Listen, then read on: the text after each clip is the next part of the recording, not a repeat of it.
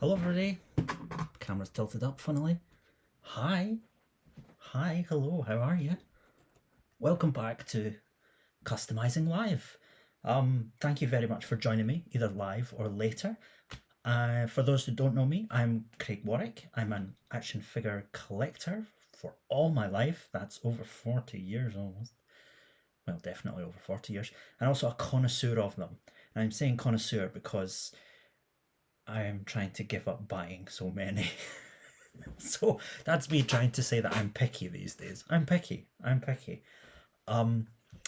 Yeah, but I have a passion for cutting up the figures I buy and for putting them back together as my own creations, customizing.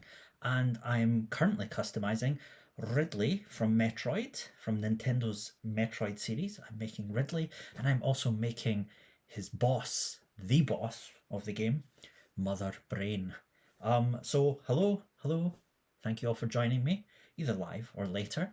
I do have some people in the live chat right now. What an honor. Thank you very much for joining me. If you are here live or later, happy Pride Month. You're all gay now. Sorry about it. I mean, who wouldn't be gay looking at this? Boys. Everyone. In fact, I've made some gay people straight. Hello everyone. Who have we got in the chat? Landa Matthew Marek. Hello. Eggy. Hello. Sugar Shane Customs. Hi. We've got Dijon MK. Always good to have you here, Dijon. Kit McLeod. Hi, Chris. Carl Miller. Did I already say Carl's name? No, I didn't. Hi, Carl. Good to have you here as well. The lovely Lady Draco 87. Oh, boy. 87. I wish I was born then. Yeah, thank you all for joining me. We've also got Caden Loss. What is everyone saying? Everyone's just being very lovely. Eggy says he is the best at making high detailed custom action figures, right? I would like to think so, but hey, that's not true. But thank you all the same. Oh, and a lone wolf is there. Hi there, troops, he says. Oh, we got army boys in here. Hi. Afternoon, everyone. Carl Miller says, I went back through your old videos that I haven't watched in a while, and I've realised that I've been watching for nearly a decade. Well, yeah, that makes me feel young. That doesn't matter to me. I'm happy being old. But I hope, Carl, like everyone else, you've been hitting the like button on my videos as you go along. Remember to like and subscribe, otherwise I just won't do this anymore, and the people that don't like and don't subscribe won't give a shit. Iggy says, my favourite custom of his is the werewolf. Where are you? Here he is, as he knocks everything else down coming off my shelf. Now, I heard, I got a couple of messages last week that my volume was quite low. So if you are struggling to hear me in the chat, please do say. I don't know what I can do about it, but it just helps people who are watching it later and say there's an issue with the sound realize that there isn't an issue with the sound. They need to get themselves sorted. Because when I watched my video, it sounded perfectly fine. But you know, I think there's people send a message and they're like, "Oh, you're very quiet." It's like, well, that was 4 days ago. What do you want me to do about it? I can't do it. So, there we are. Here's the werewolf. Hi. Here he is. He's a fashion plate with all those checks, denim and suspenders. Who would wear those? Oh yeah, everyone is very happily accepting their new gay male status, or their old gay male status. There's a couple of you know in here. Disgusting. What else? I'm sorry. Blah blah blah. Angel Castillo has asked me, hello Craig, never think about making Sauron, Lord of the Rings? His armour is very highly detailed. No. I think our Diamond Select not doing a Sauron Build-A-Figure, which is the only reason for those rather ropey Lord of the Rings figures to exist that they're making at the moment. So if you want a Sauron figure, I'm not a huge fan of Lord of the Rings. I've watched it a few times, but it's fine, but it doesn't do much for me. And the Lone Wolf has unfortunately let me down. He's not an army boy, he just talks like a fanny. What can we do? What can we do? And Hunk Does Stuff says, you're audible and fine on my end, but in comparison to other things I watch, you're technically quieter. I don't know if that's of any help. Well, that is of some help. My volume is up full, but perhaps I can add some sort of thing to it later to make it go higher. I'm not sure. I'll give that a try. So that's very useful information. So yes, we're going to be customizing Ridley and Mother Brain today and having a cuppa at the same time. So last week, previously on Customizing Live, I pretty much finished Ridley. I think I did it on stream and I assembled him and I posed him, and the last shot was very well received. So I'm hoping I can get to much the same state with Mother Brain. Mother Brain's a bit more intricate because there's a lot of assembly required, and I'm still waiting on some LED lights to get delivered. But anyway, let's check out the two, see how we're doing. So yep, here's Ridley himself over here. He's all done, and he's been enjoying his final form for a week. He's been hunched over in the same pose since I left last week. I just moved him out the way and never touched them again. That's how I deal with my finished customs. Don't want to see them anymore. But Ridley's all done.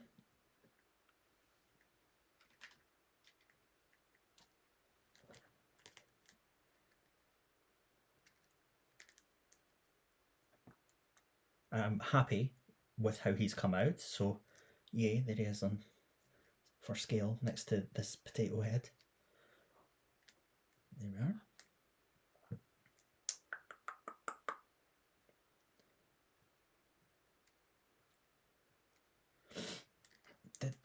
So yeah, I'm happy with how he's come out. And he looked very good perched on top of Mother Brain's case last week, which is how I sort of envisaged him anyway. So I'm happy that works. Now we just need to get Mother Brain to work. And I've been doing some work on Mother Brain this week. Here she is. Go down there just now, Ridley. So this is where we're at with Mother Brain.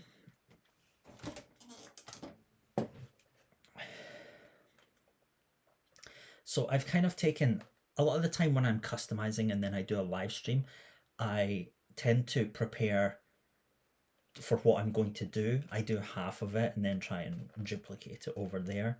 So this is sort of what I'm intending this side for Mother Brain to look like, and to sort of replicate it over on that side. So I've just base coated it because it was just plain grey resin previously. So I just primed it and then did a base coat of this, what is that called? Vallejo red. This red, I don't know, it seems more magenta to me, but it's a nice colour. And I'm just going to dry brush some flesh tones over the top of it. And what that does is it gives the recesses a very sort of bloody, meaty sort of look.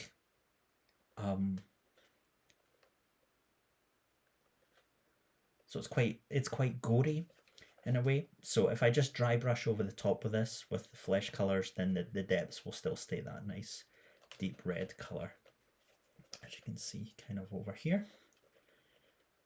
And then I hit it with a coat of gloss paint to get that wet, slimy look. Dijon is just pointed out something very observant. He said, I love the colour scheme on the spikes. Tie it into Ridley. Definitely makes them part of a set. Yeah, Mother Brain's spikes I think are actually grey in some art that I've looked at. This isn't, you know, it's not like a direct translation of any art. It's kind of a bit of my own with a bit of everyone else's. But yes, that was certainly a thing that I wanted these spikes to be very similar to Ridley's. So that they read as the same thing. They're bone parts. And yeah, that they're stylistically, they belong together.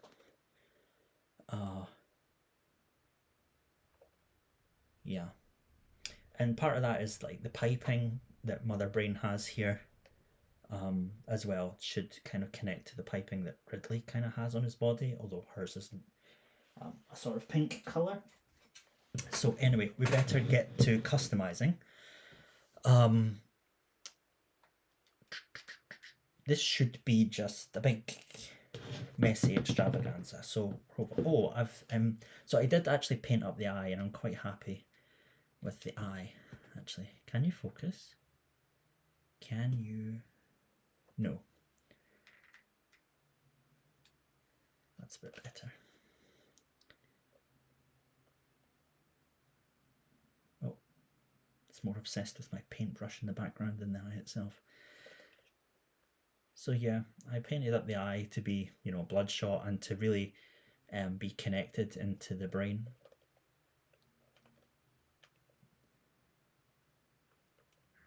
So I'm happy. I was kind of worried about how that would eventually read, but again, hitting that with 1,000 coats of gloss paint really makes it look slimy and gross.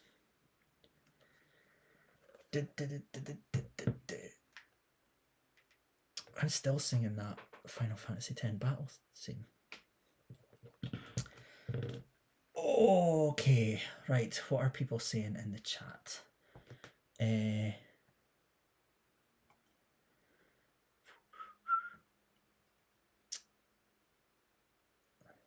Mark Tac is here. He says he's currently customizing a McFarlane Space Marine as I watch this.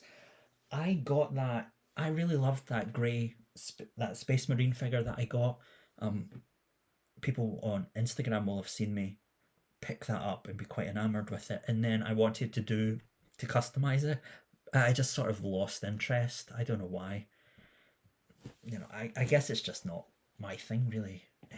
But yeah, I had a lot of ideas and I went and researched them. I wanted to make like a sort of a anthropomorphic bear space marine kind of thing. Kind of to go with my werewolf kind of, but then I just didn't end up going that way. I was thinking I'll digital sculpt it, and then I just lost interest, to be honest. Happens a lot with me actually. Angel Castillo says, I think the best customs are Bowser, Ganon and Ridley so far. Thank you very much.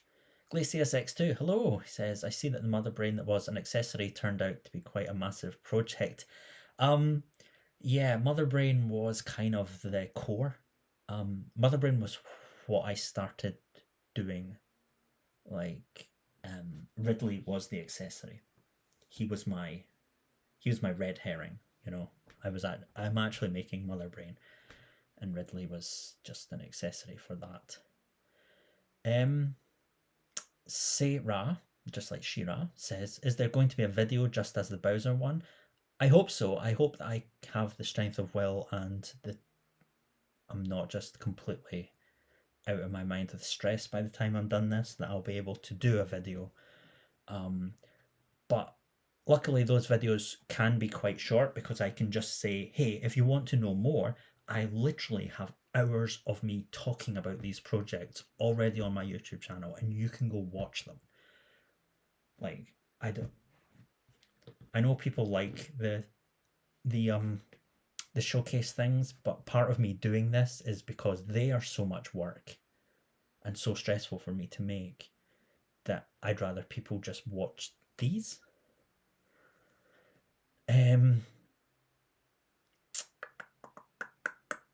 The cart door raspberry ripple sauce look, says Kim McLeod. Ard coat again for the looks. Gloss look, yes, that's true. Dijon. Just S says, do you suppose that you go on to create a body attachment for Mother Brain or maintain the container version alone? No, I'm not doing the body. That would just be too much. Given the size of this, it's just too much. I don't want to do that. It isn't interesting to me to build another Bowser almost. This Mother Brain custom was a challenge to myself to see if I could 3D sculpt technical details. So like I know I can sculpt like big monsters, like I know I can do that, but can I do machine parts, the container, pipes, these sort of things, transparencies? Can I do that? And that was my challenge here. Doing the big monster body is not part of that challenge because I know I can do it. It's just, it's a lot of work that isn't a challenge for me. It's just a lot of work. So I'm not interested in doing that. But valid question. Vibe Check God says, that Mother Brain looks so gross and nasty. I love it. Glacius X2 says, Metroid Dread hype. Wonder how they'll resurrect Ridley this time. I know, right? Wheel that bastard out every time. Mark Tac says, a wolf space marine would be badass, Craig, if the inspiration reignites. Wolves are pussies. Mark Tac says, when I see your painting style, Craig, I'm always in awe of the technique, applications and hard work you put in. Thank you. I don't think I'm a very good painter at all. I can do a wash and I can do a dry brush. I don't think I have a very good control of colour. No. But sure, I keep at it until it turns out. So I'm going to be using this. It's rat skin flesh. I'm just going to dry brush that over the surface. So give me a big brush, because I sure need one. Okay, got my big splayed out ass nasty dry brush. And for those of you who don't know dry brushing, essentially you have a base color, for example red here, and you're adding highlights to it by just lightly brushing color over the top. And the way, if you ever watch like I don't know, any detective things where they like used powder and took fingerprints, it's kind of that. It's kind of like dusting the top with color. So that's what I'm going to be doing. And the important thing with adding the color to your brush is to just dip it in like that, and then just get a paper towel and really just almost brush it off, so that you see how it was thick here at the start, and then at the end it's barely there at all. And then we're just going to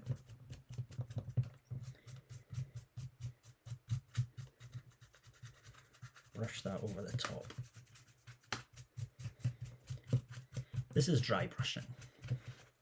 It's a very, very fun technique, and I guess it's quite old school now. It isn't super useful for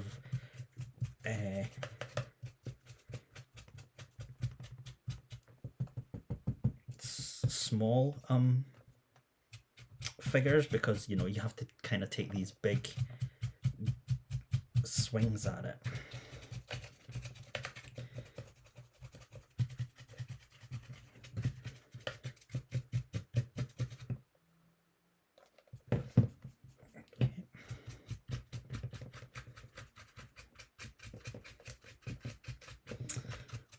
But if you have a very textured surface, it can really bring out that texture really well, like sort of like chainmail surfaces, or you know, rocks, brick walls, these kind of things. Dry brushing is an invaluable technique for doing that, and it's really for adding highlights, as I say. So you put on the lighter color on top of the darker color.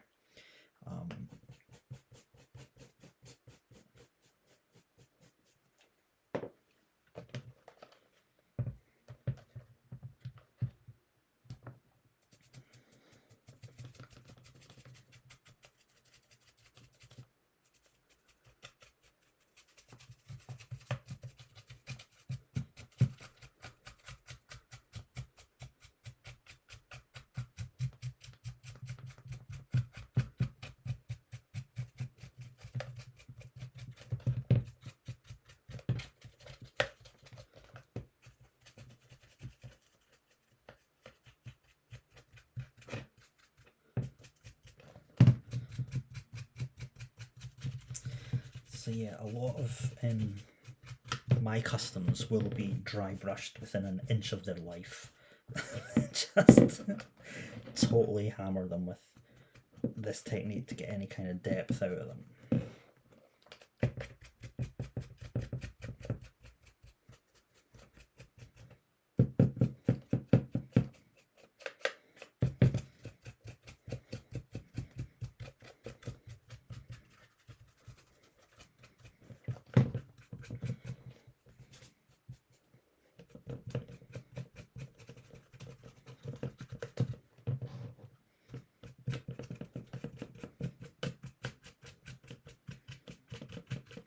Dry brushing does tend to wreck your brushes unless you have like a brush that is for dry brushing. You know, like a standard brush is like tapered towards the end. This kind of thing. Like that's a standard brush. It's, you know, goes to a point kind of thing. This is like a dry brush where it's very flat at the top. And it's almost like toothbrush like in a way, you know, that kind of thing. So you can get, when you do the stroke, you get a very even spread of the paint being applied to the surface.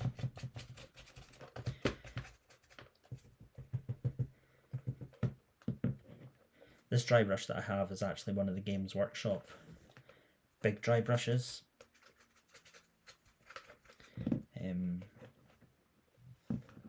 Large dry brush, it says on it.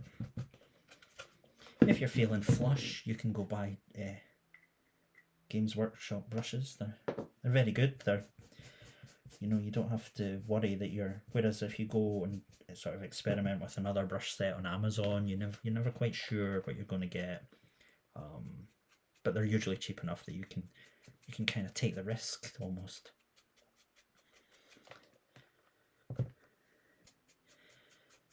So this Mother Brain, as I said earlier, is 3D designed and printed.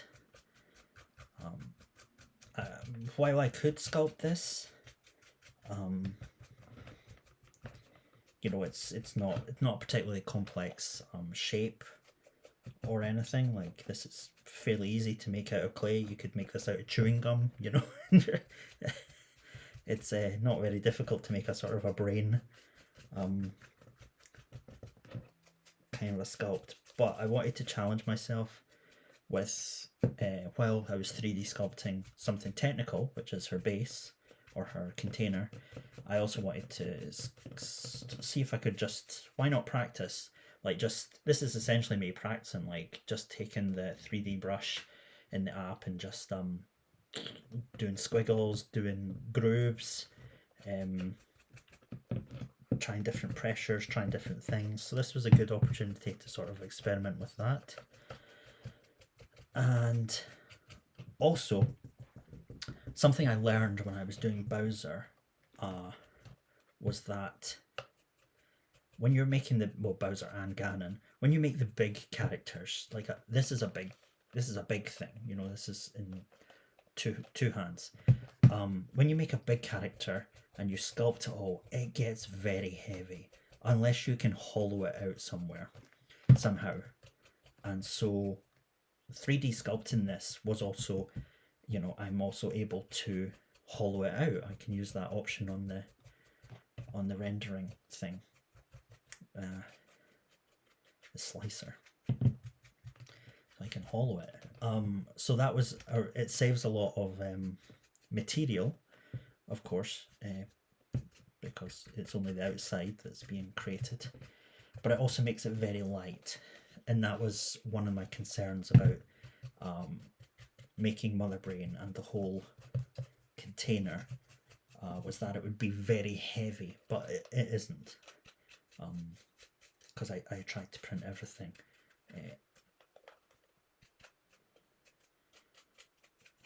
as hollow. But it comes with its own challenges and everything. When you're printing hollow stuff, it inevitably, like, it may be hollow, but it still is, it can get full of the resin, is inside it. Like you've created a bubble and there's resin inside it, so you have to like create holes so that the resin can pour out. You have to find a way to cure the inside of it. It's 3D printing is a whole. So that was really my challenge with this. It was to learn or start learning a new set of skills, and it was a very, very useful project to do. Sorry, I'm kind of ignoring you and just talking about myself here. I hope you don't mind. Let me see.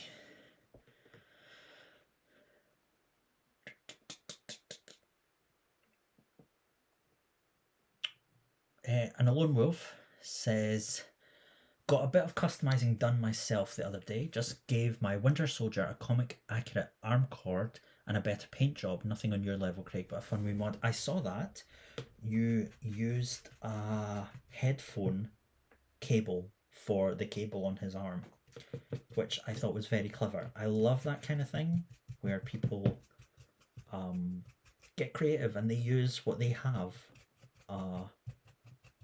They repurpose things. So I thought that was great. Well done. Don't say it's not. It's exactly on my level. It's exactly on my level. That's what I like doing. I like finding the everyday solutions to these problems. Sometimes I can't find them. So I appreciate when people can.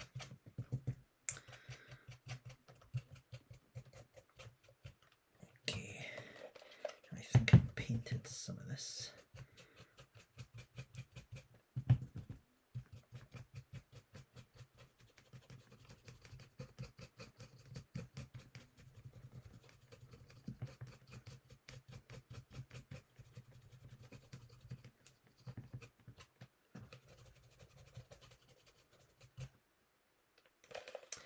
Okay, so that's our first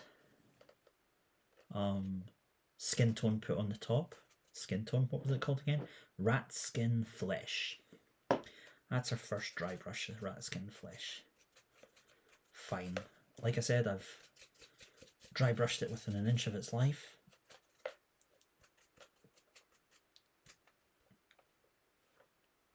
And she's looking okay.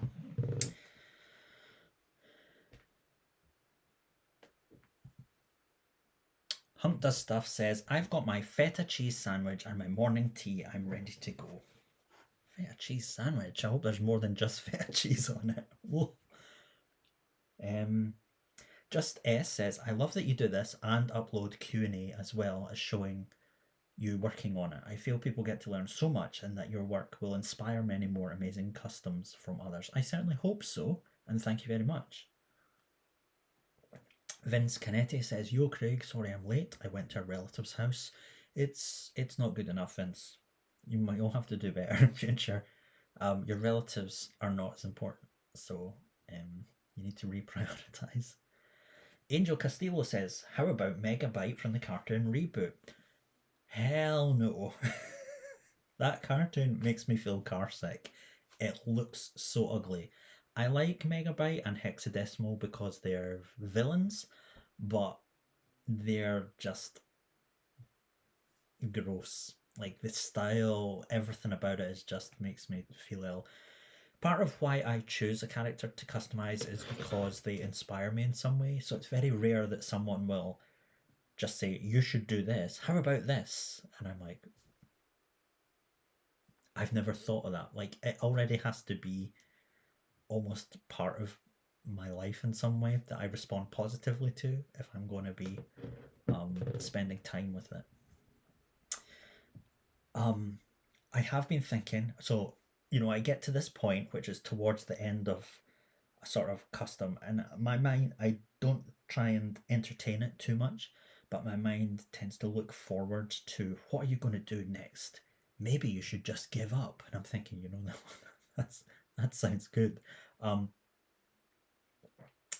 But things that I have been thinking, there's a character from Marvel Comics called Stardust. It's a Herald of Galactus, and it's like a translucent space jellyfish merman woman thing, that has never been possible. I love the character. I think it's a really cool Herald of Galactus, really fun cosmic character, wild design, love it. It's never been possible with my previous custom tools because it's translucent and it kind of has like stars inside it and this sort of stuff. But that is maybe, is that something I could do with 3D printing? I don't know. So that's, something that's there. Another thing that's there is one of my favorite video games of all time is Wonder Boy 3, The Dragon's Trap. I would kind of like to have a series of in that game. It's very much like a very early Metroid kind of Metroidvania style of game, adventure game we used to call them. And in that you have a human character and he changes forms. There is a lizard man, a mouse man, a piranha man, a lion man, and a bird man. And he changes forms into those, and it's a very sort of chibi cartoon. I'm thinking, wouldn't it be cool if there was like a almost like Nendoroid? Could I do that? And then just, I don't have to articulate them. Could I just make like little Funko Pops? Is that what I'm going to do? Am I going to make Funko Pops? That's something else I'm thinking about. So I do have ideas about where I could go next. But yeah, we'll see.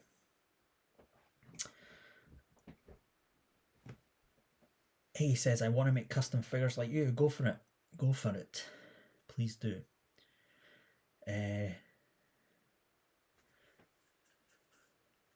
Kirk Collins says, so I'm fading in and out of sleep. I'm nursing a significant sinus infection. Ew. Thank you for the stream and all your wonderful talent effort. Happy Pride. Thank you very much. Happy Pride to you too. Hunkdust Stuff asks, what software did you use to sculpt it? Something like Blender or ZBrush, or perhaps even an Autodesk software. So I used that Autodesk thing. What is it? Is it just called Autodesk where you go on? Yeah, and you sculpt it on the browser. I tried using that, but it wasn't giving me the resolution. It was enough. So for the brain, the organic parts, I used a sculpting tool on iOS called Nomad. No, not called Nomad. Forger. And then I moved on to Nomad. Nomad is an app that's on iOS and also on Android. So it tends to develop faster because it has more users. So I used Nomad for sculpting organic shapes. For the technical shapes, I used a subscription sculpting piece of software called Shaper 3D. I think that's SHPR 3D, Shaper 3D, and it's very technical, and I struggled to understand extruding and all this different stuff, but I got there in the end.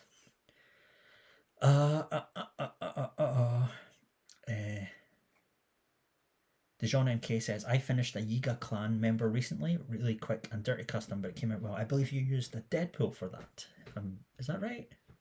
That seems to sit right in my brain. That looked great. Mark Tac says, Craig, if you like that kind of thing, check out Rocco the Great on YouTube. His videos of diorama work are literally Blue Peter level use of everyday bits for great 112 dials. Rocco the Great goes way back in the ACBA community, so I'm well versed in Rocco's stuff. Wonderful little caricatures that he draws as well. Magic. Super Binges says, greetings from Bonnie. What's it called? Cumbernauld. Hello, hi. Greetings from Musselburgh. Juha Arvid Helmanen says, I have used black milliput for some time, but now testing epoxy sculpt. How do you see the differences between them? I used to use milliput as well. And I still have a lot of milliput here. Milliput for me is it's easy to get, and it's, for that reason, it's cheaper in the UK. And I used it for years without any issue. In the past couple of years, I've used this material, Aves Epoxy Sculpt. I find it to be much smoother and easier to work with, and gives a nicer finish. So they are very similar, but I like this stuff better. It's a little bit more expensive, but you do get these nice containers for it. You know, Milliput comes in that cardboard box, and then it's like squeezed like a sausage, like a it looks like you know, just squeezed into a sausage, and then with a plastic bag wrapped around it with a bit of tape. It's almost like someone has just picked up after their dog and put it in a cardboard box. This comes across as a bit nicer, and you know, it's just easier to have on your desk and stack and all this sort of stuff. So I just prefer that stuff. Milliput is great though. I wouldn't say if you're using Milliput, stop using it. Go and use this stuff already. You know, if it works for you, it works for you. And I will continue to drag your childhood, Kit McLeod. Kit is a big fan of what's that shit called? Reboot. He was a child. He didn't know any better. Oh god, it looked so disgusting. And Beast Wars as well. Brandon Heat. Oh, here's Justin Nazilla. Yo, hi Justin. Brandon Heat says, would you do a David Haller Legion? I tried to do that several years ago. I was really into the Legion comic series, and then I just sort of faded out. Yeah, I don't know. I'm kind of on Marvel at the moment.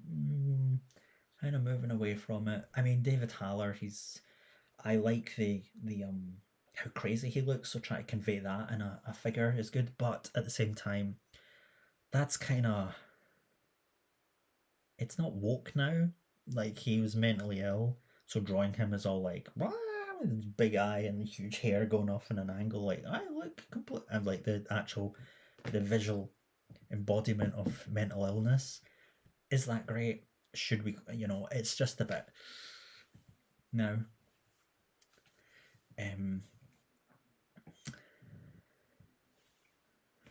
Dijon MK says he made his Giga Clan figure with Deadpool with an acrylic nail stuck to his face. Gotta get them tips. Lady Draco says, have you heard of the movie 300? Of course I have. It's about the Spartan warriors. I'm currently making a custom of the giant wolf Leonidas fights in the movie. Cool.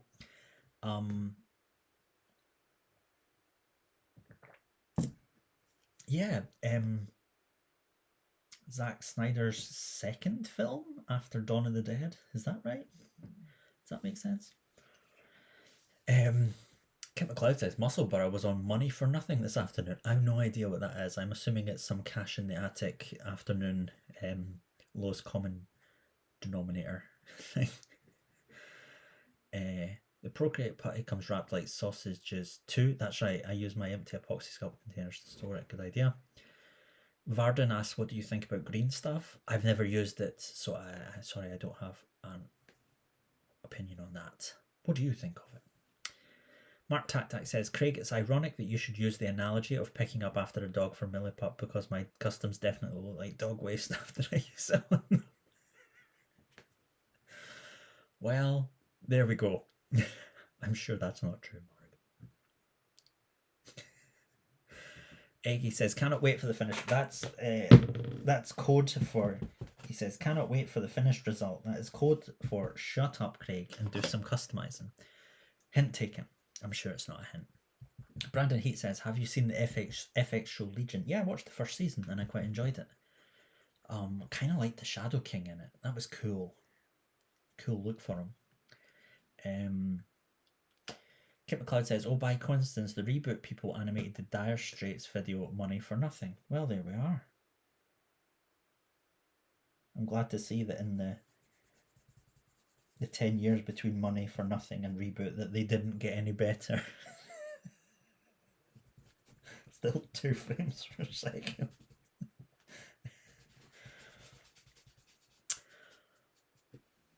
Eggy says, I am screen recording. Why are you doing that? You can do it if you want. I mean, I'm making this public on YouTube, so you're kind of wasting your own memory, but go for it. The Varden says, how do you feel about the official Legion figure? I'm not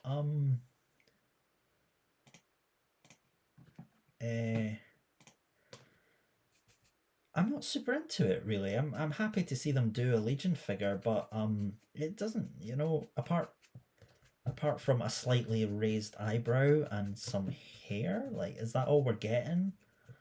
Like it doesn't really come across as Legion to me, and maybe they have the same issue that, you know, they can't really,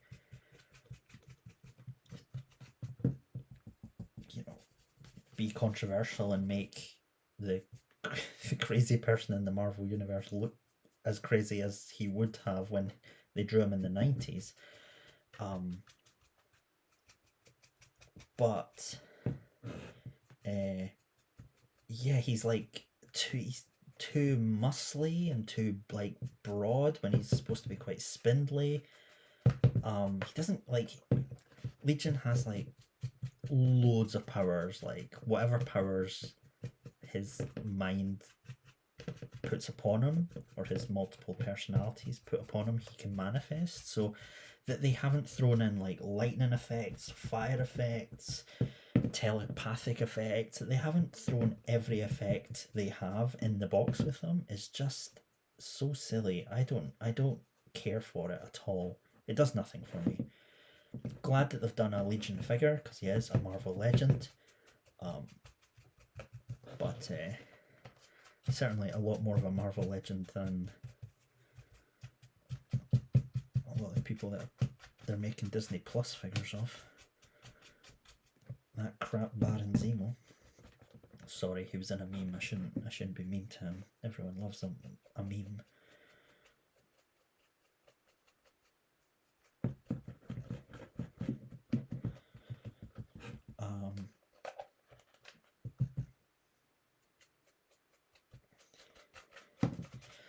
Oh, so what I'm doing now is I'm dry brushing a lighter shade of flesh. This one is called Cadian Flesh Tone. Cadian Flesh Tone. This is really the base Caucasian flesh tone that I will use on a lot of customs. It's a really reliable Caucasian flesh tone. It's it can be quite difficult to get a good reliable Caucasian flesh tone because they can be too red or too pink or a bit sickly looking. But no, that's a decent sort of broad spectrum okay tone to use. You can then darken or lighten it as you need it. And it's I think it's actually quite a good match for WWE figures. If anyone's wanting to customize those for some reason or use them as a base for things, I think Cadian flesh tone's quite, it used to be anyway, it's quite a good flesh tone for that. Okay, so I'm just doing a dry brush again of that Cadian flesh tone over the rat skin flesh, which is again over the red that I started with, just to bring out more of the highlights. So yeah.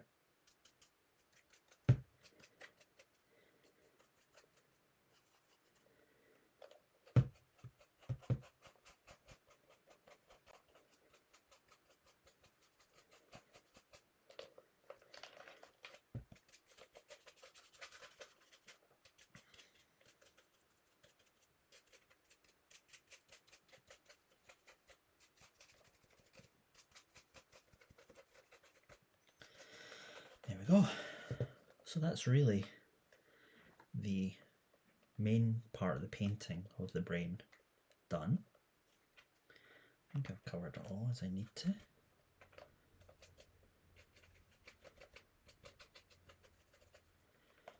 Yeah. Right, my next step is to gloss it up. I'm going to make it all glossy and slimy. Very straightforward. I'm gonna sit and let the paint. I'm gonna wait and let the paint sit for a while because the gloss, when I put it on, I don't want it to pick up any sort of still uncured parts of paint and start like smearing it around. I'm going to put the gloss on with a brush. If I was adding a gloss coat to something that I just wanted to look glossy, like a figure, I would use my airbrush to put on an airbrush gloss varnish. But because I almost want this to look slimy, I want that gloss to be applied slightly more thickly and just to slop it on here and there.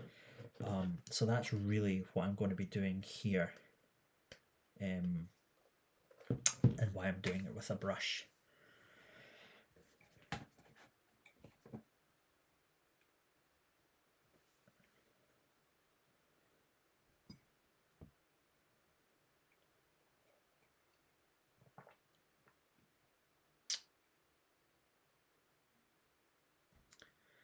And the Lone Wolf says, if you're getting a bit fed up with Marvel, there's a horror comic called Gideon Falls I think you'd like. I'm okay with Marvel comics at the moment, to be honest. I get Marvel Unlimited. I subscribe to that, so every Monday I read what I like when they release their whatever months old comics, and I buy Fantastic Four every month and the Guardians of the Galaxy. So I'm happy enough going forward with that. Yeah, that's enough for me Marvel wise. Dijon MK said Legion figure has interesting hair, but he does have bare feet. I see where where's coming from. His body, his legs are entirely Shang-Chi, so the comic Shang-Chi, so you can just use that instead of waiting for Legion to come out. Brandon Heat, do you like the DC McFarlane line? No, not at all. I haven't bought any of them, but they don't look like my thing. And Alone Wolf says Zemo wore his mask for all of 2 seconds in that show. Be as mean as you want. Bimo Rianto says, can't you make custom Mecha Godzilla? And then he asked me several hundred questions. Let me see. Can't you make custom Mecha Godzilla? I'm not interested. Mecha Godzilla is one of my favorite kaiju characters, but I have a really great figure of it already, the Monster Arts Mecha Godzilla. I'm perfectly happy with that. And really, they reinvent every time one of those characters appears in any form of media, whether it's a comic, whether it's some promotional art, whether it's a new movie, they're always different anyway. So they're always reinventing it and taking a new approach to it. So I'm happy with that. I don't feel that me doing that as well adds anything to that conversation. So I'm not really into that. Hunk Does Stuff says that colour variation is sick. Reminds me of Freddy Krueger. It does a bit, doesn't it? It is quite Kruegerish. They probably use the same basic cheap ass techniques as me.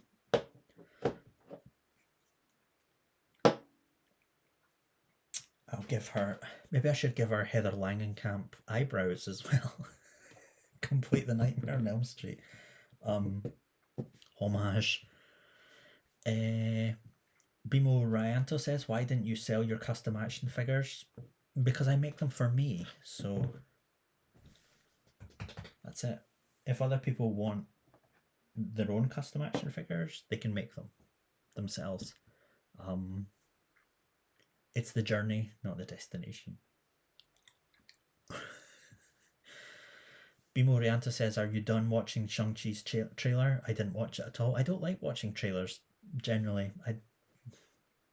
They either put me off or they lie to me. So I just don't like them. Dijon MK says, because he makes them for himself. He does, however, put some things on eBay every now and then. I sold a bunch of my old figures that I didn't want, not even old ones, even newish ones, Marvel Legends that I didn't want, but I don't tend to put my customs on there. Bimo Rianta says, teach me how to make custom action figures. Watch my channel. There's so much information. There's so many video diaries of me making figures, including these ones. So I can't teach you. You have to learn yourself. You have to do it yourself. It's not baking a cake. It's not follow these steps and it will happen. The information's there for you. You need to go work it out, which most people do not. So that's fine. And then Bimo Rianto, all the questions. Jeez, what is your favorite custom action figure of all time? This one right here. This one right here. Focus on the here and now. This is the one that I'm most engaged with at the moment, and I'm going to keep being engaged with it. Where is my gloss varnish? Here it is. This is Art Coat from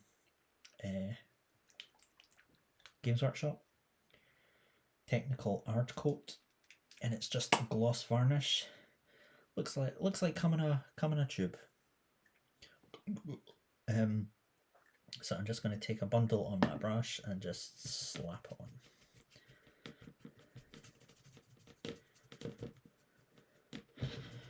Something that I am going to do after this is, once I've put this gloss coat on, I'm going to go into some of the recesses with our clear red, Tamiya clear red paint. It's kind of a gloss as well, just to give them a bit more of a gory depth to them.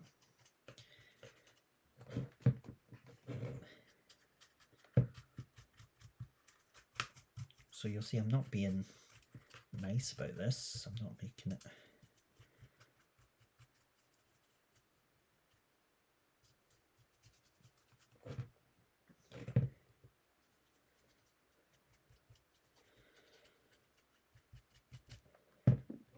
Because when you do the dry brush, like, it'll highlight the raised parts and like leave the lower parts unpainted, but sometimes that's not exactly what you want for particular details. So I'll go back in after this gloss coat is dried and enhance those a bit.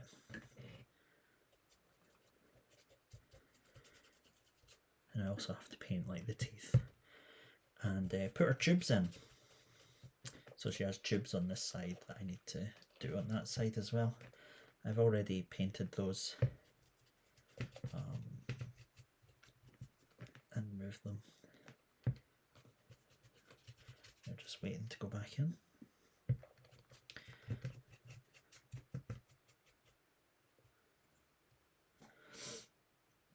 YouTube is holding things for review.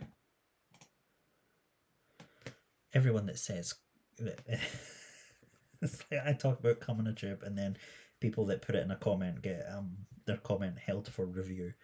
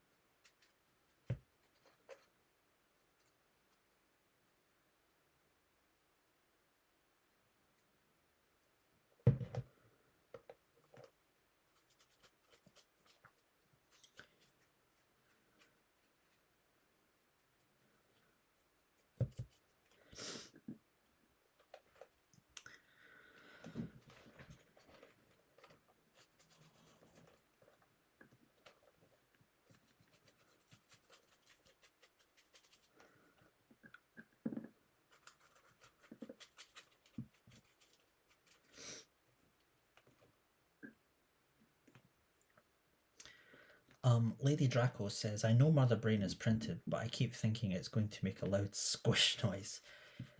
That was, for the longest time, my idea for Mother Brain was really to investigate and experiment with sort of more movie effects. So I really wanted to have like a foam latex Mother Brain sort of that you would find in a movie. Like if in a special effects movie they wanted like a brain in a jar with an eyeball, like how would they do that? I wanted to look into that and investigate it and sort of do it and have like even if I could have figured out a way to make the brain like pulse and the eyeball to have some sort of motion to it, lights inside, exactly like you would see in a movie. But a lot of those things, a lot of movie special effects are temporary. They hold it together for as long as it takes to get the shot, and then they fall apart. Or there's a lot. So for like the things like pulsing brains, is someone off to the side squeezing a tube to make the air go through it. The foam latex degrades, that sort of thing. It looks good only from one angle when lit correctly. And those are the kind of things that you can't really do with the permanence of an action figure, you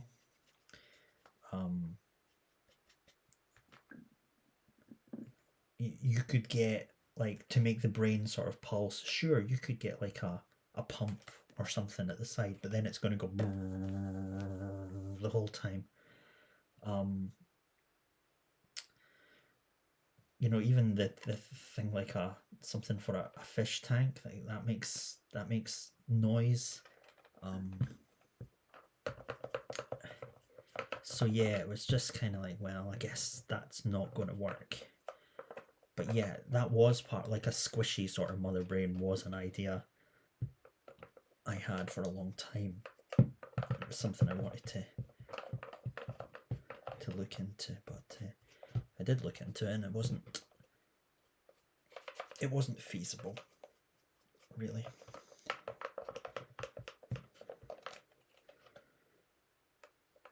Maybe there's special effects guys out there who can prove me wrong.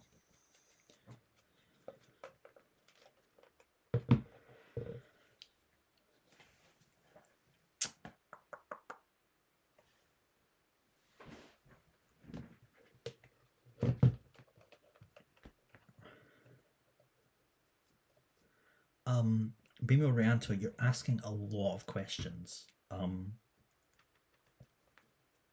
Like, what's your favourite this? What's the most difficult? What's the easiest? What's the biggest? What's the smallest? What's the reddest? What's the, these sort of questions. And I just feel like I've answered them 1,000 times in other live streams.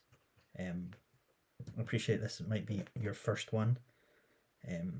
I was going to say I'm not ignoring you, but essentially thank you very much for asking the questions. But yeah, I think if you ask like 7 questions in a row before an answer has even come out, you're not all that interested in the question or the answer.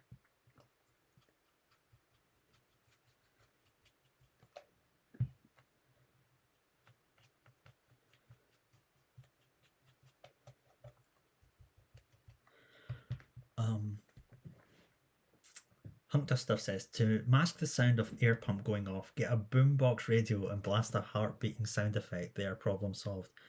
Yeah, that'd be good. I'll just play get it to play the Metroid theme.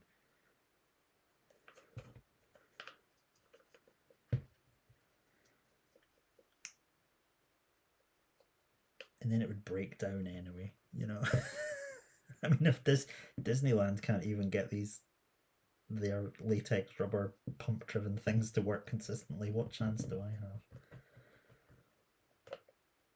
have? Okie dokie. Alright.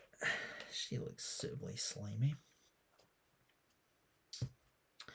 So an idea that I have at the moment, I'm not sure if I'm going to do it, I might give it a try, not right now, is that I was thinking of having like some sort of drool, or yeah, drool essentially coming down and hanging in sort of drips from her chin. It's something that Mother Brain does when before she gets her huge body, when to signal that she's coming back to life after Samus has defeated her, her mouth sort of starts drooling and dripping. So I was thinking of doing that, maybe with some like epoxy resin or something. I could maybe try that with hot glue or something.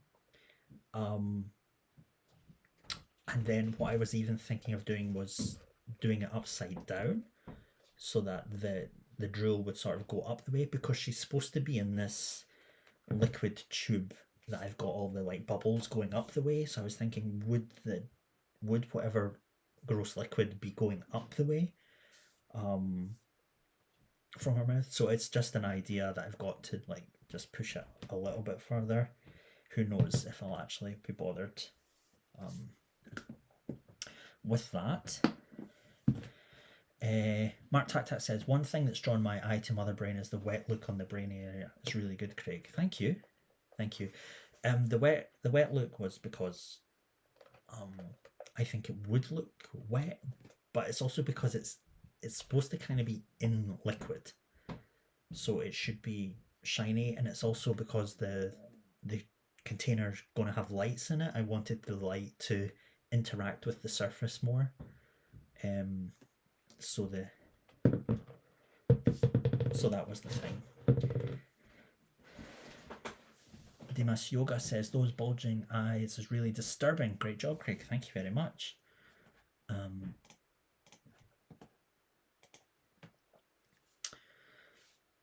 Dijon says, drips from the chin. Happy Pride, everyone. Oh. And a Lone Wolf says, you could probably repurpose that shitey Mindwave cum effect that came with Professor X. Sure. Well, yeah. It's shitey though, so I wouldn't want to. Right.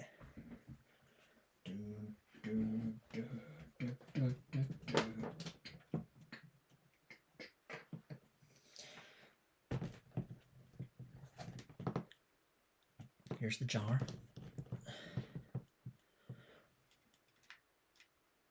So I do still have a bit of work to do, but I might as well see how it looks, because I've not like painted the spines, done the cables, any of that. Let's get this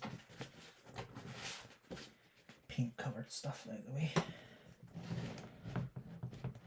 So where was it? Did I painted it silver this time last week? I can't remember now. I don't think I had, but I painted it all silver now. Ta-da!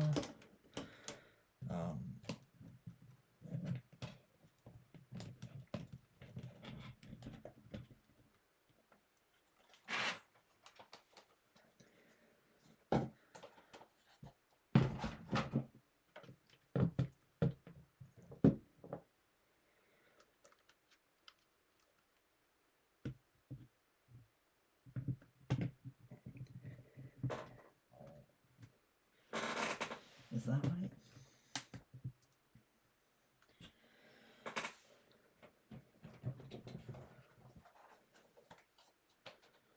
That's about right.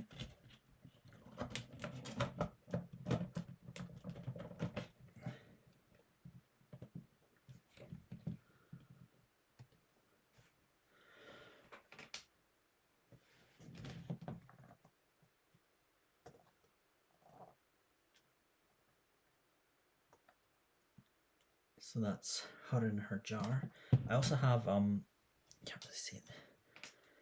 All these 3D printed bubbles, which you've probably seen some of before, to go in there as well to create bubble streams going up there.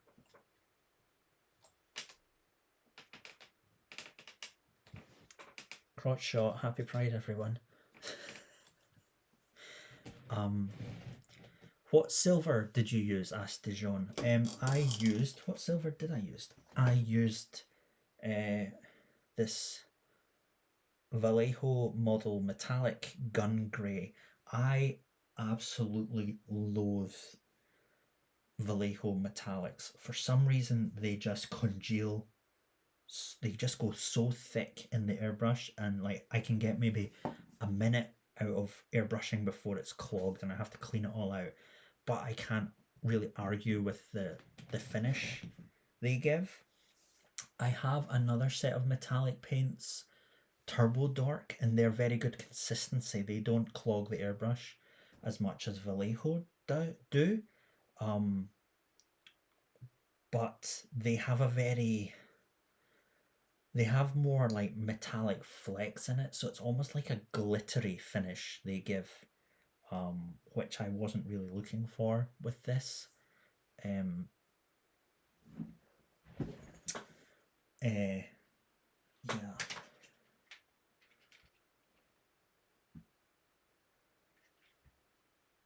So I was trying to fix the lights into place, and I was using hot glue, and I think the hot glue that I used in the lights that are in the top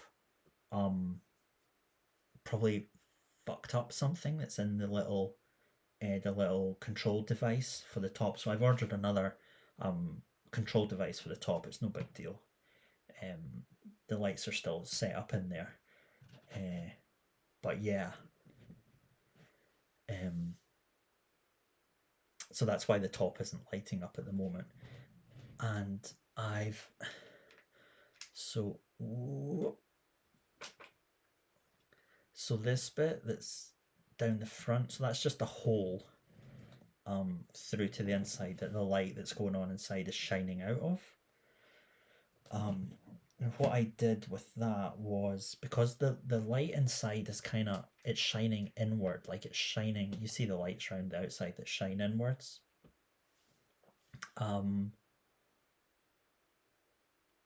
Because the lights are shining inward, this wasn't lighting up, so I've put a little piece of like reflective material just on the other side of the light, so it reflects back on and comes out of this hole, and that should be okay up the top as well once I get that replaced. I wish I could get these to pulsate as well, but canny. I'm not fucking around with LEDs all my life. I hate using LEDs. What a pain in the arse. Hunk Does Stuff says, that is a good compromise. Can't get the brain to pulsate, get the lights to do it. That was actually, I was just going to have like a kind of a blue, like just a steady light. But I think it was someone in my last stream, or the one before, that mentioned when I accidentally put this setting onto the pulsing, they were like, oh, the pulsing actually makes it look like a heartbeat or like an organic pulsing. And I was like, that's a really good thing. So it was actually someone here in Customising Live that pointed that out to me, and it's really added to it. So yeah, I'm happy with what's going on now.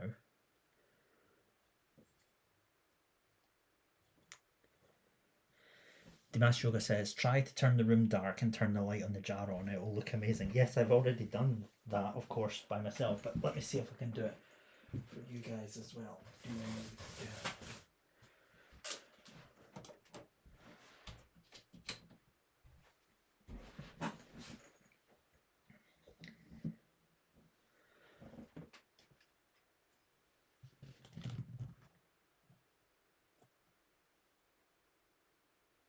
So I'm hoping that when the one on the top is going as well, it'll, that's where the brain is, so that will tell you that's the brain. But yeah, I'm happy with how that has come out, like the lights inside and the way that the light comes through these little portals in the front and back, on the top and bottom rather.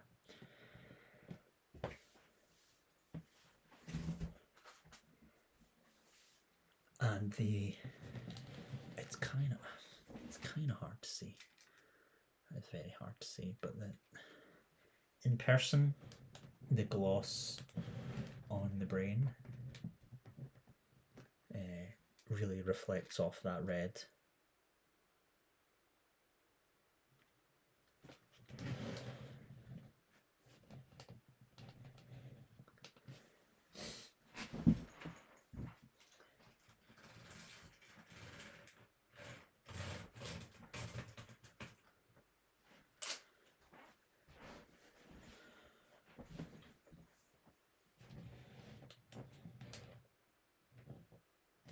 So yeah, that's what I'm going for. I'm glad that it's coming together and people are suitably impressed judging by the chat. That's all I'm here for. I just want to, you know, casually make people get fully erect with my customs, you know.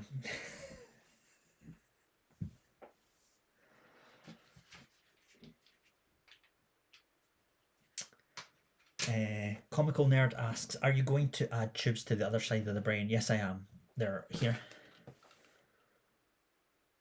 They're here in my hand. I'm going to dry brush them a little with silver, similar to that other side. And I'm going to return them to where they came from. I had to take a photo because they're all like, I set up the, and then I was like, if I take these out, I won't know which holes they're supposed to go in. So I took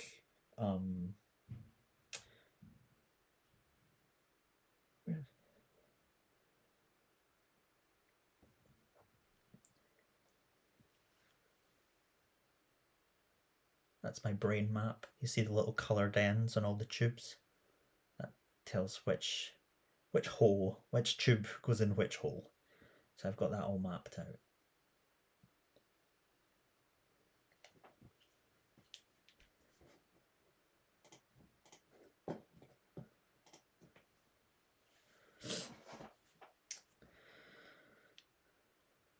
Ashton Chain says, looks like something out of John Carpenter's imagination.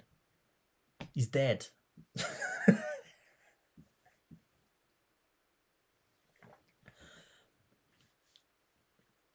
Yes. KJ has confirmed erection of change. Obtained, thanks.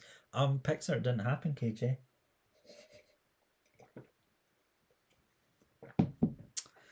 The John MK says Turbo Dork are brilliant, especially their two tones. I do really love their Turbo Dork. This is they do great metallic paints. Where are we? Over here. They also do these kind of paints that have like a two-tone color. They call them color shift paints. And if you view them from one angle, they're like pink, and if you view them from the other, they're like blue. That kind of thing, like a 3D glasses. In fact, they have a paint that's called 3D glasses. So you'll see it like from one angle, it'll be like pink, and from the other angle, it'll be blue. So it has that color shift thing. I've yet to find a really decent use for it though. Like, it's really cool, and I think it would be good in like insectoid things almost. I tried to use it on Ridley, but I couldn't quite get it to pop. That's just my experience with all kinds of metallics though. I just really struggle to get them to work. Excuse me. Righty.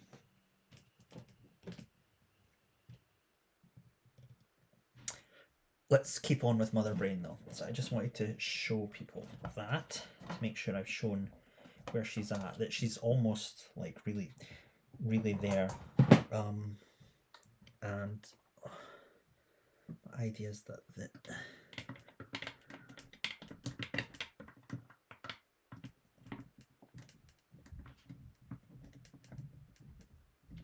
the bubbles will go in there too. Oh. Motherfucker. Anyway, so the bubbles are going to be in there somehow. I need to set them up and then take the glass case off and do all this and that, but there'll be bubbles going up the side, and the bubbles should catch the light as well. I really should have put them in earlier.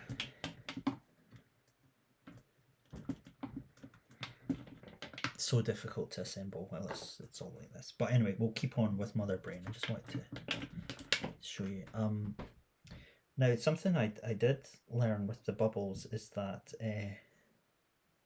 so when you sort of 3D print transparent stuff, it can come out like quite cloudy almost, like that.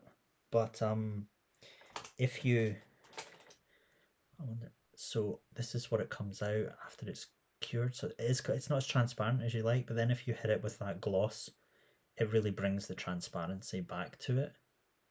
So I've done that with all the bubbles, and that was a great. I was like, oh, these are kind of disappointing, but they're good now. So happy with them. Righty, let's get back to Mother Brain. Come out the jar, missus.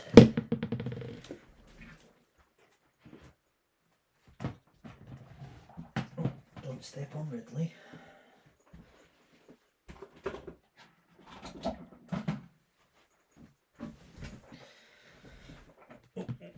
Oh, right, so I've done the gloss coat. It's still quite tacky, but that's okay. You're tacky. I'm going to use, I said I was going to use this Tamiya, what are we calling it? Clear red, which I have used to absolute death. It's like a hard coat that's at the bottom of this. I'm just going to put a drop of airbrush thinner in there. Let's see if I can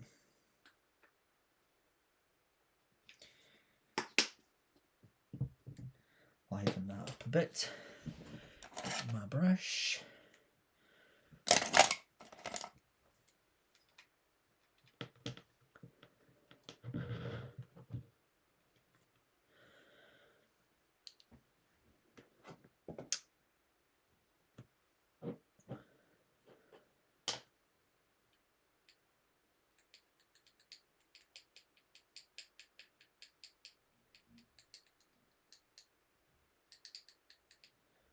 Ew. Oh, it's like jam.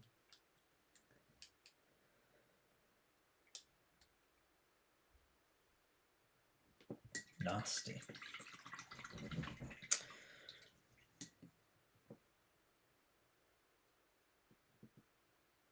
So I'm just going to take some of this clear red and I'm just going to go in a few places just to give it a bit of a nasty red. That's the wrong way. So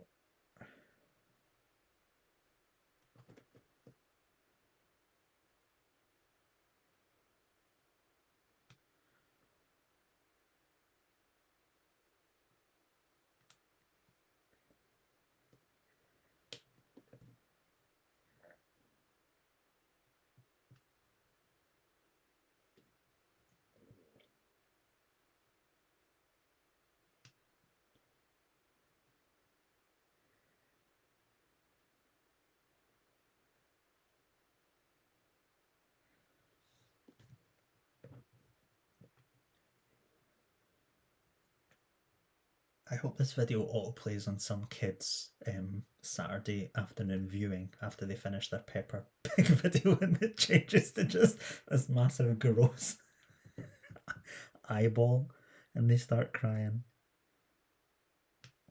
I did get a complaint from a parent on one of my previous videos. I think I was live streaming and I called I insulted his mother or something. She messaged me saying, "You must apologise to me and my son for what you said." I was like, no, I don't think you'll find that I shall do that. And bye. You should make sure that your son is not watching inappropriate things, live streams of adults, without your supervision.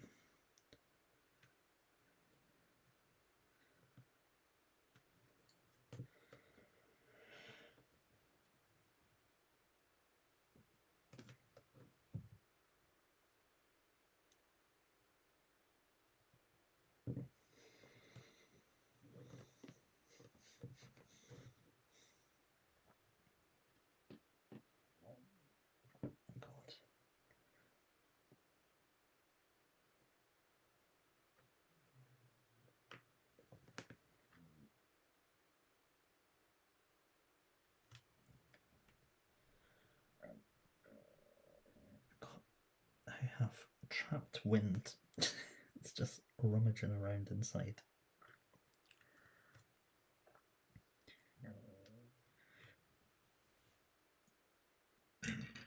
Excuse me. People's mothers complain on YouTube about that as well. Let's paint some gross slaw onto a brain monster.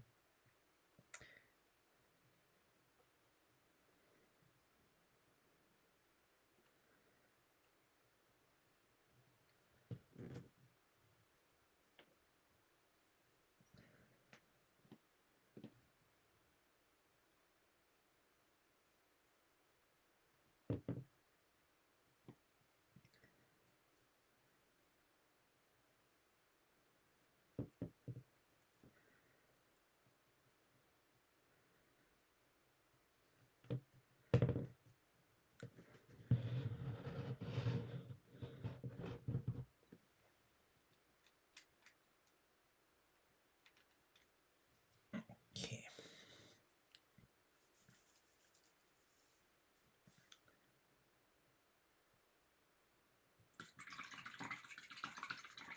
Hunter Steph says, I wasn't too keen on the bubbles seeing them on their own, but I think it'll work out in the end. It does look better. There's a lot of empty space almost in the jar without the bubbles there. It looked good when I set it up earlier, so I'm quite confident in those. Right, now I'm going to paint the spikes. Now this should be straightforward. I'm going to go back to my old reliable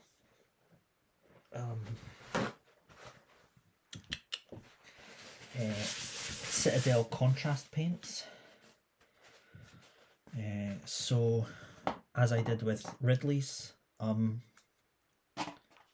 spikes previously, take a base of Wraithbone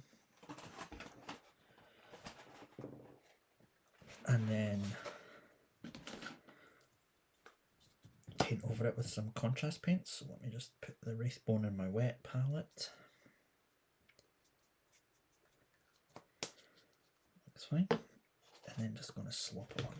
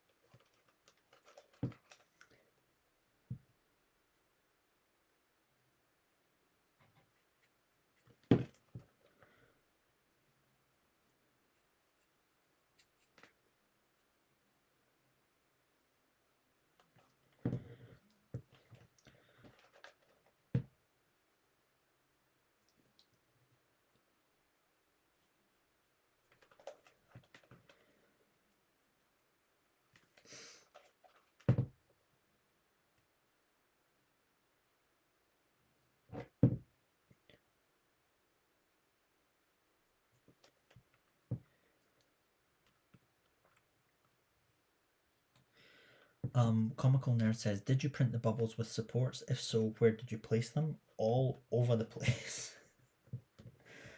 They're not great prints, really. So, where did I place them? Yeah, I don't know, like just all over the place. Because you're not going to really get that close a look at them. They're just more, because they're transparent, it can kind of hide the imperfections as well.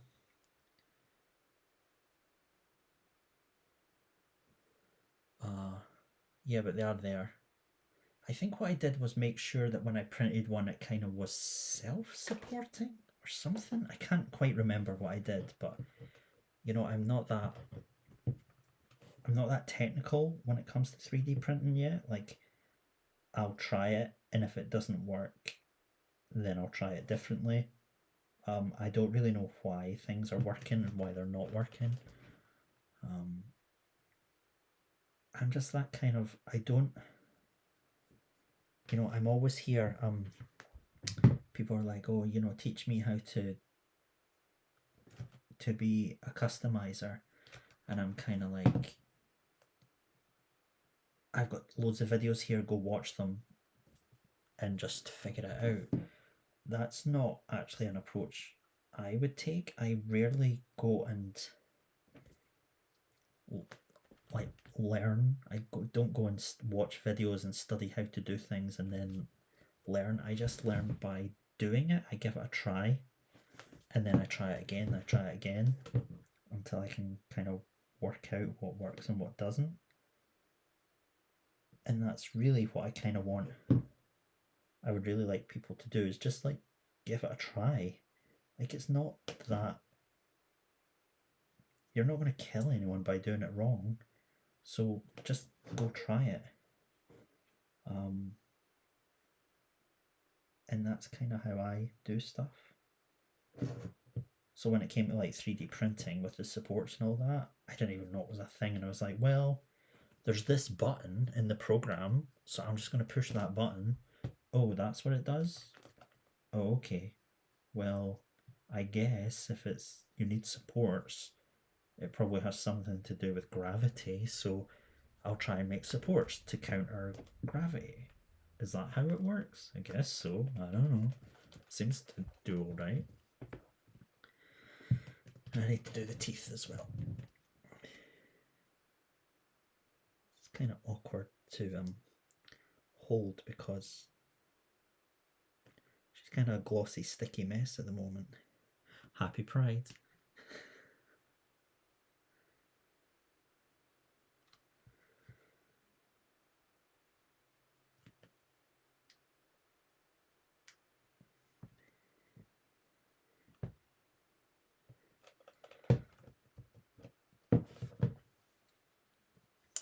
Hunter Stuff says, my Amazon delivery has been 2 miles away from me for the past day, and I'm tempted to go and take it myself. I hope it's something good. I had to order tea bags on Amazon the other day. I was blindsided and dumbstruck because I was suddenly down to my last 2 tea bags, and I would normally have stocked up before that, but I guess I'm just been heavily tea drinking the past week and really not noticed that I went through 400 of them or something like that.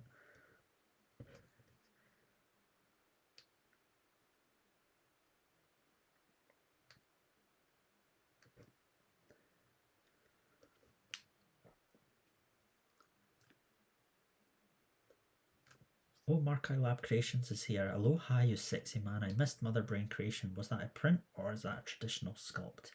It is a print. Yeah,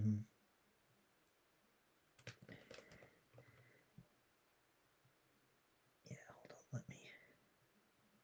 While I'm waiting for this is a good juncture to just show you guys the 3D. Just wait for some of this Wraithbone to finish. She looks like she's halfway through a cleaning at the dentist.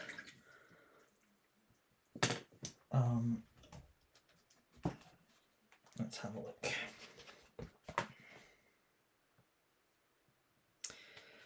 So, like I was saying earlier, I have a couple of apps that I use.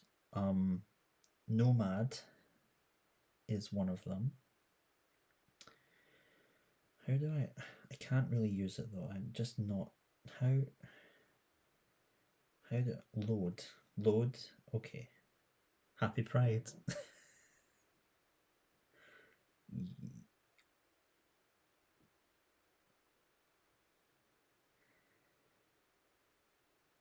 Okay. No, I don't know.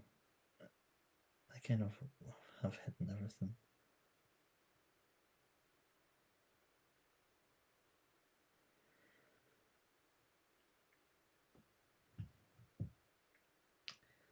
You can't really get a good view of the mother brain sculpt that I've done here. Well, you can kind of.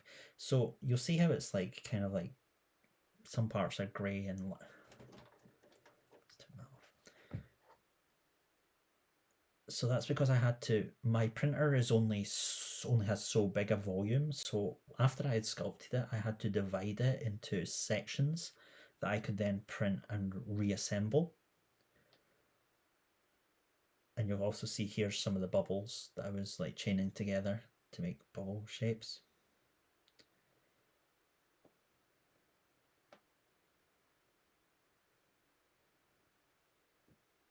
So that's teeth that you just saw me painting rather. So that's what I use. That's app is called Nomad, and I use that for organic sort of shapes. And the technical one that I use is called Shaper 3D. So this is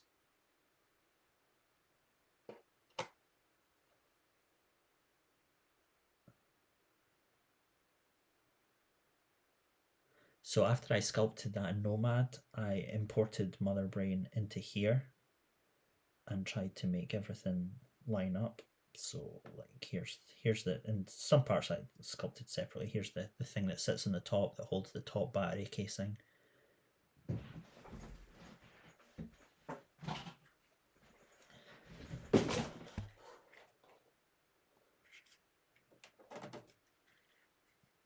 There's that. Oh God, what's it doing? Oh no. Whoa.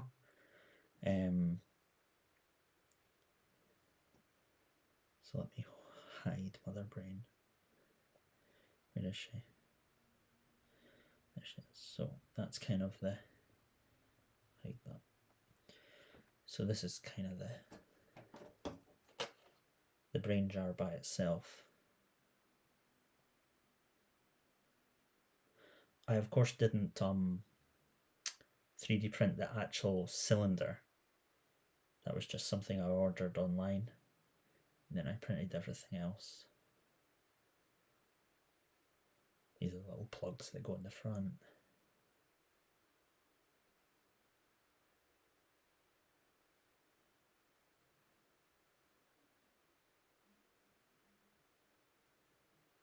So yeah, that was it. It was really, really challenging to use.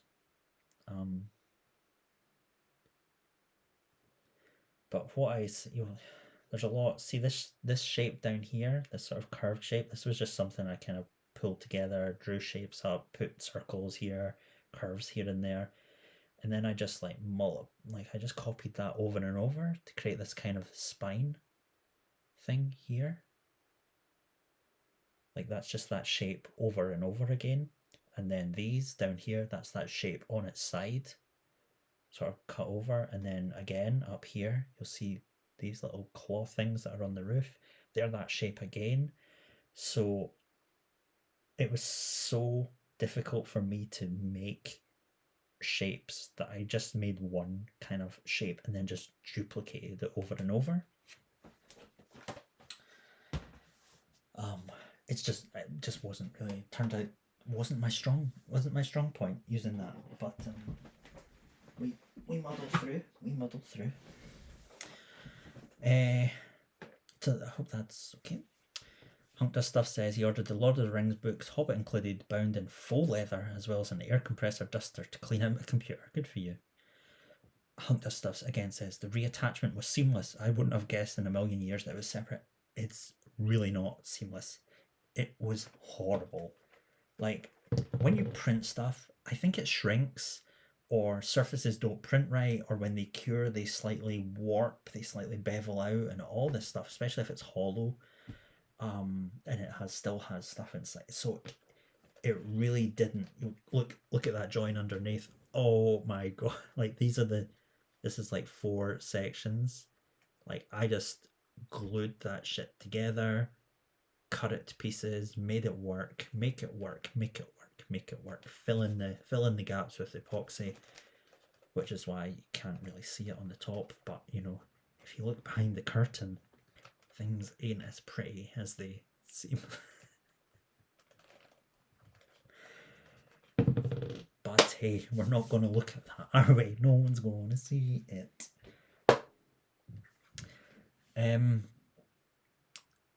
Mark I Love Creation says, I like the use of that shape in different scales. Very nice application. Thank you very much. Right, what was I doing? I was adding don't look at the man behind the curtain. Exactly. I'm going to add, what did I add again? Skeleton Horde. I'm going to add my contrast skeleton horde paint on top of the Wraithbone. Oh, I missed one. Look at that. I missed one right there. I'll get this skeleton horde off my brush and then I'll paint that up. Luckily my wet palette's doing its job and it's still wet. That's too wet.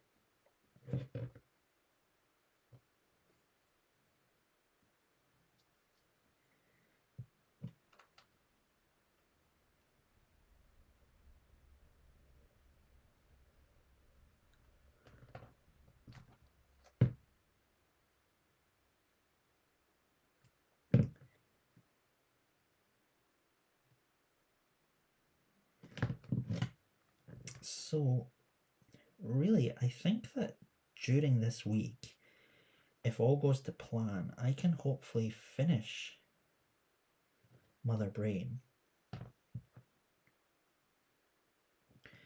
which, because I don't have any other custom planned for the future, I don't know what to do next week. And like, this is the season, maybe the season finale of Customizing Live, the Ridley and Mother Brain season. So yeah, I don't know what to do next week. We'll see what comes up. Maybe I'll do nothing.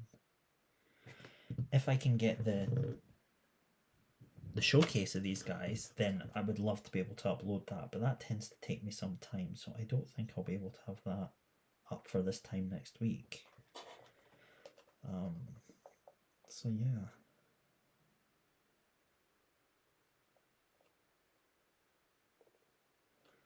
I'll see what I can come up with though. Maybe like a question and answer thing or something. Would that be useful? I mean, I don't know.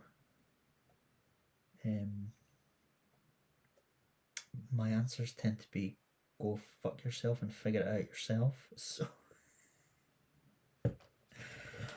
I'm not sure that's a good idea to do a video that a live stream that focuses on that.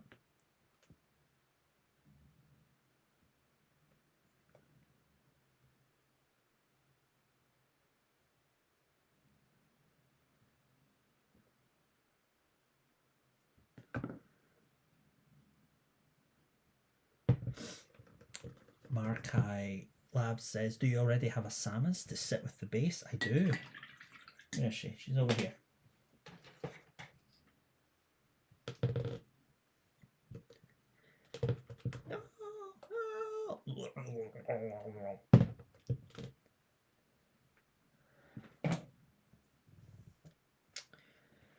But I took a photo at the end of last week's live stream. I like set these guys up in a pose that I totally loved. So where is it?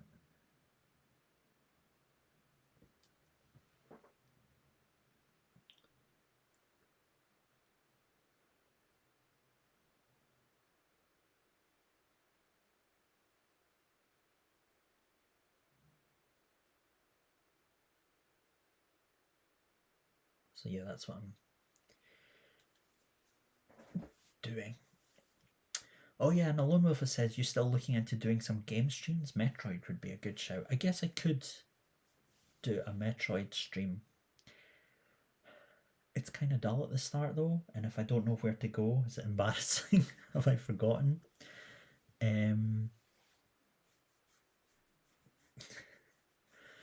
Wyatt Green, WLM student. WLM. What is that? WLM student. Says, hey Craig, are you Scottish or Irish, and will you make a bob-omb or shy guy custom ever? I think it would be cool to see a realistic attempt at them. I am Scottish, and I don't think I would make a bob-omb or shy guy thing. I do love the shy guys, but I think I've already seen like art online of really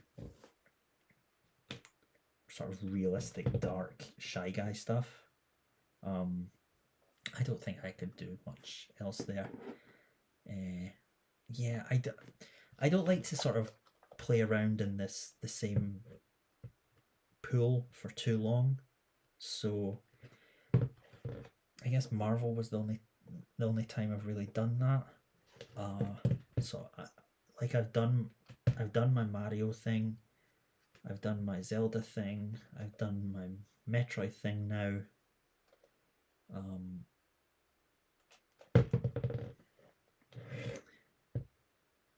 That's a lot of paint. So I don't know if I don't think I'll stick with, if I'm going to do video game stuff, I can't really see me sticking with Nintendo much more. I would probably do something that like no one these days gives a crap for. Like I've said, Wonder Boy 3. No one gives a crap for that, but I love it, and that's the main thing for me. Or like something more, I don't know, something that I have a real kind of attachment to. I mean, Mario 2 is a good shout on that front, with the shy guy and the bob-omb, because that's where they originate from. But yeah, I don't know. I don't know that there's much toy in that. I think it's just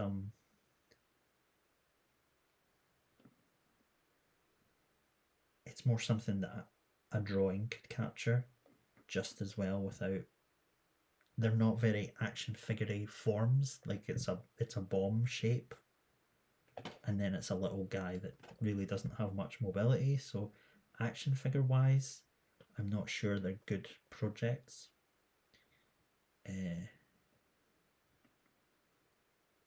Yeah, so I don't know. No, that one doesn't really strike me as something I could do much with.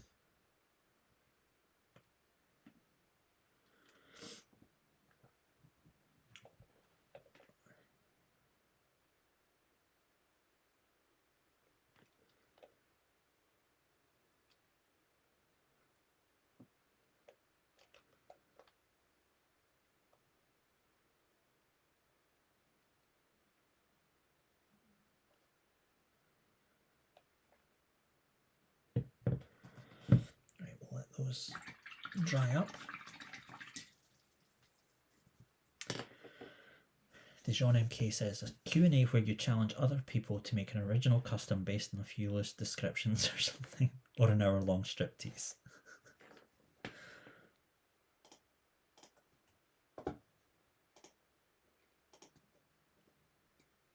Oh, Markai Labs is said, make a dope-ass Kid Icarus, and then when I went to publish the comment, YouTube had an error, so I don't know what's happening there.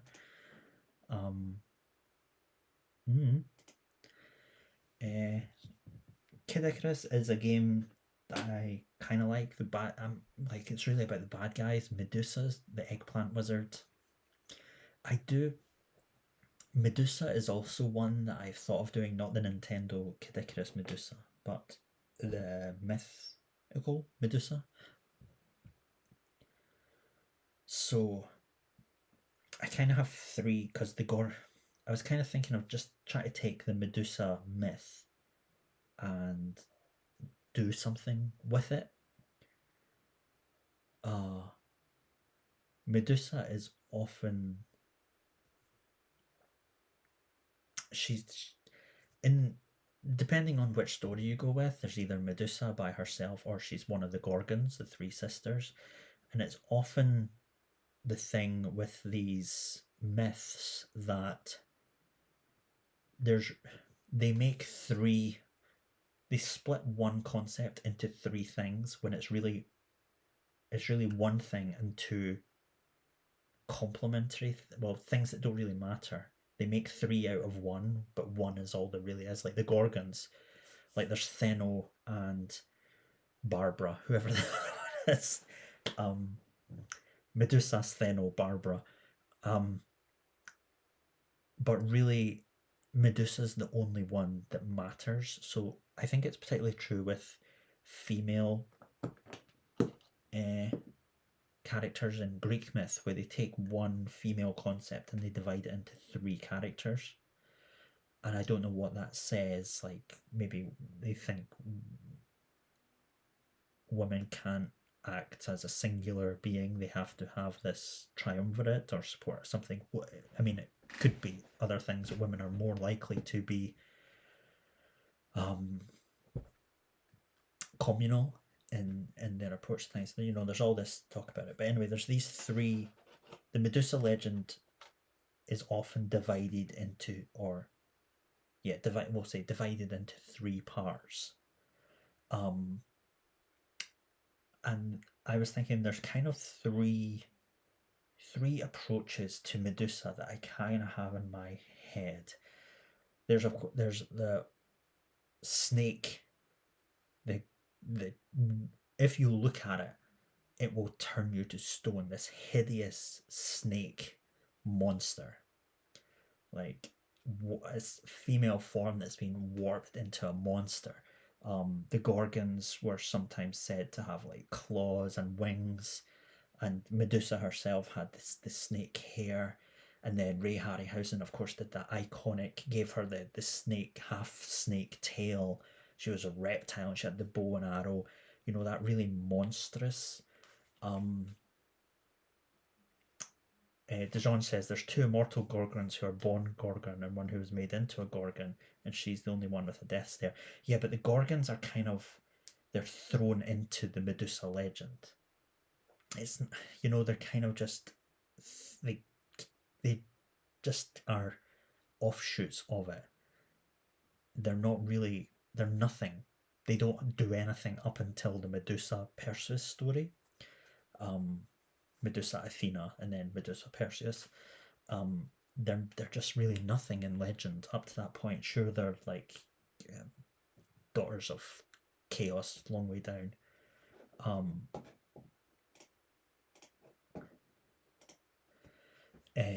So yeah, they're often this two additional things, kind of like the Fates and the Stygian Witches. Three, and that idea of three women passes down through myth, and you can see it in like Shakespeare's witches, in Macbeth, and even in more like the Witches of Eastwick, the three pagan women kind of carries down, but really it's one concept. Dijon's telling me, read Stephen Fry's Mythos, great descriptions down to the bronze talons. Yeah, he often talks about that three women thing. So my idea there was this one aspect of Medusa is the hideous Gorgon. Then one aspect of Medusa is this horrendous story of a victimized woman, and who is so unfairly treated by the gods, both male and female. So Comical Nerd says the three goddesses of Hylia. Yes, there's three women, three mythical women repeats through history.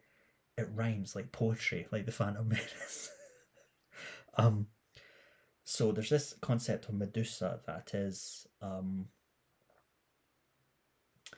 wronged, a wronged woman.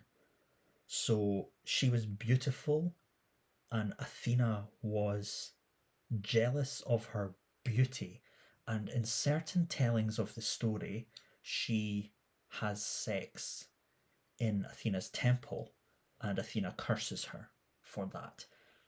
But that's true. But Poseidon, the step king of the gods, the brother of the king of the gods, he rapes her. He rapes her in the temple, and going by the old tales, getting raped was just what happened. That was just a woman's lot in life, was to get raped. She gets raped in the temple.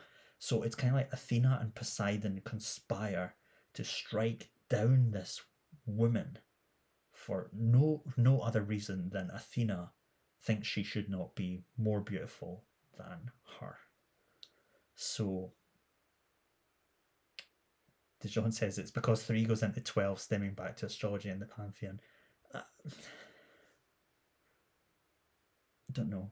12 goes into 3.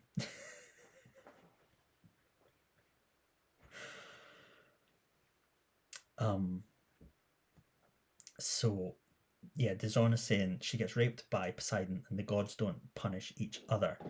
Yeah, so there's this super wronged woman who is raped by the king of the sea and the land, and then she is deformed by Athena and cast to the end of the earth, and then Zeus sends his demigod son to go and chop off her head at a later date to use it as revenge against this king. So there's this tale of this supremely wronged woman, and I was so my vision for that is just a kind of like Sadako from The Ring, because she is essentially raped by the king of the sea. So I'm just seeing this drowned, ghostly woman, like sort of a Greek beauty who is now like a drowned corpse with her face just hidden by the hair, just falling over her face. So as a figure, I wouldn't want to show that face. Maybe like Sadako, she just has one sort of eye peering out of it. So, and maybe like something serpent-like about the hair, not necessarily snake hair, because I've got that snake demon version over here. Something like, I don't know, seaweed or something in the hair. Just this wronged,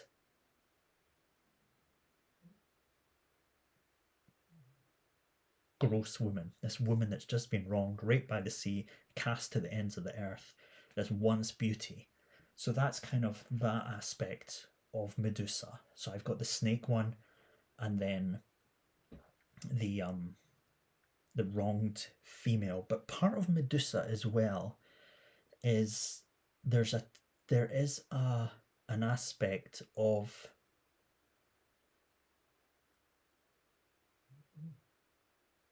empowerment to Medusa, not within her story, but within her symbolism that comes from it. The head of Medusa on the shield, the Aegis, it was like it's an empowering symbol, and you see it in a lot of like sort of neoclassical art and that kind of thing. That is it Versace that uses that, the Gorgon's head? It's sort of a female, almost a symbol of female empowerment and the threat. Not the threat of women, that's not right. The power of femininity. So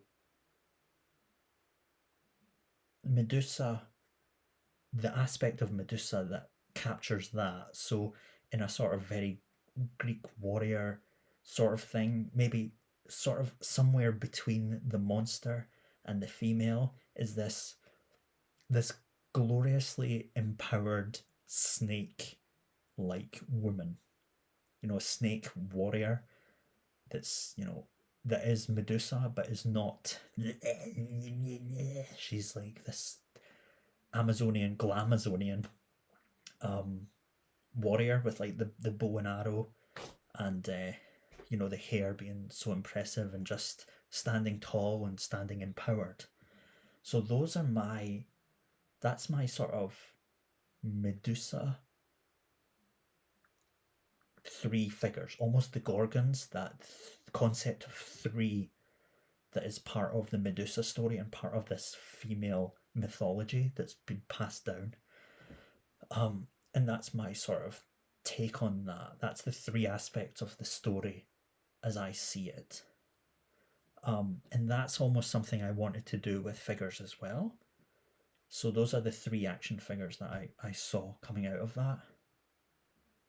So obviously I've been thinking about this a long time. So people saying you should make King Karul. Guess what? That's getting in the way of making these fucking amazing these Gorgons in my mind.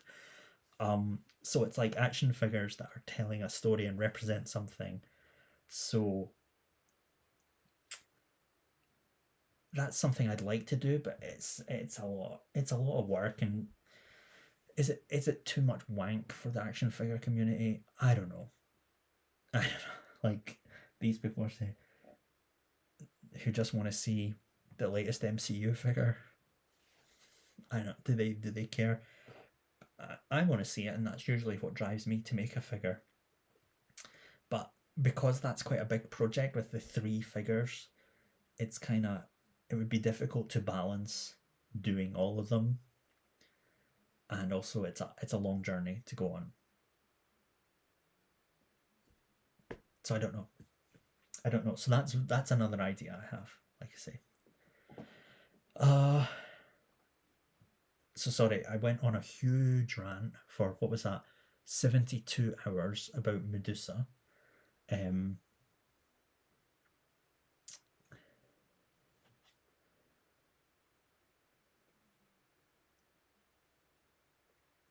just reading all these comments. Dijon is also, he's geeking out with his Greek mythology.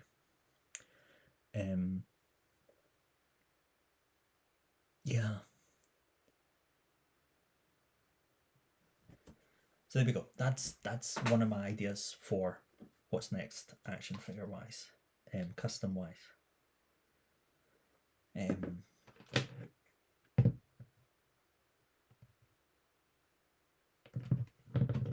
don't know. That was, you know, for people who have watched like my Secret Santa videos for a long time, when I make my list that I'm wanting another person to make, I think I've always had Medusa on there, just because I think she's such a fun, not after you've heard her story today, but you know, just she's such a fun concept to play around with, because there's so much meat to the story and to the legend and to its influence today and in the past. And so I always have Medusa on there, and I've always had Medusa in my mind to be something I want to tackle. And it kind of came back to the forefront just last year, because like Dijon mentioned, I was hello, you can come in, just don't open the door, that's fine. What's up? I don't know what you want for dinner. I don't know, I'll come out in a minute though. I'll just finish up. I've been told to stop talking shit about Medusa and decide what I want for dinner. In not those exact words.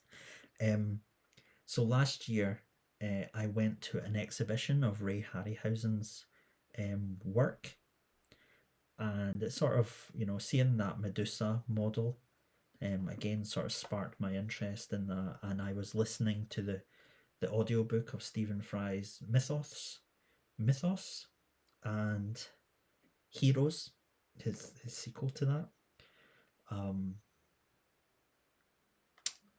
So yeah, that kind of brought all that back, and I was reading up about Medusa and these concepts and the different legends of her, and how she's, you know, then reading some sort of academic texts about what her legend means in terms of feminist theory and all these sort of things. So, so much meat. Happy Pride, as Mark I laughs. We'll have shepherd's pie tonight, thank you. We kind of had that 2 nights ago. It was good.